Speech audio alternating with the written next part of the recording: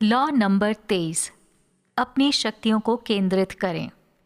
यह सत्य है कि दुनिया में चारों तरफ आपके मन को व्यथित, विचलित और व्याकुल करने वाली चीज़ें मौजूद हैं और आधुनिक समय में मन को भटकाने और टकराव की स्थिति में डालने वाली चीज़ों की संख्या में लगातार बढ़ोतरी हो रही है।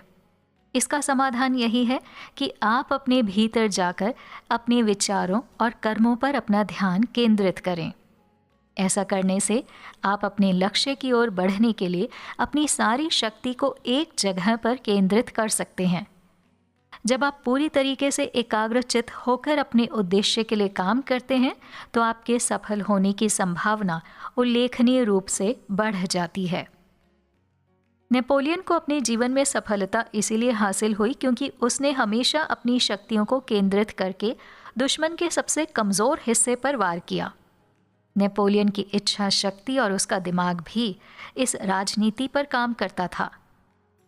चीन में 6वीं शताब्दी के दौरान वो साम्राज्य ने अपने पड़ोसी साम्राज्य पर आक्रमण कर दिया था।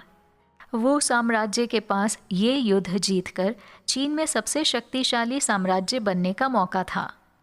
वो के राजा को भरोसा था कि वो इस युद्ध को जल्द ही जीत लेंगे, लेकिन लड़ाई के कुछ दिन बीतने के बाद ही ये साफ हो गया था कि वो साम्राज्य के लिए ये युद्ध जीतना आसान नहीं होगा।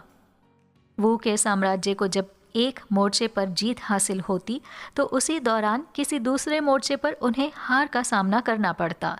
युद्ध के दौरान वो के राजा को उनके प्रधानमंत्री वो सुश्यू ने चेतावनी दी कि हमारी स्थिति को देखकर दक्षिण में यू साम्राज्य हम पर आक्रमण करने की योजना बना रहा है। बेहतर होगा कि हम इस युद्ध को कुछ समय के लिए रोक दें। वो के राजा ने अपने प्रधानमंत्री की चेतावनी को अनसुना करते हुए कहा कि हम दोनों पड़ोसी साम्राज्यों को एक साथ हराने की क्षमता रखते हैं। राजा द्वारा अपनी चेतावनी अनसुनी किए जाने के बाद प्रधानमंत्री वो जू श्यू ने अपने बेटे को सुरक्षित रखने के लिए उसे शी साम्राज्य में भेज दिया।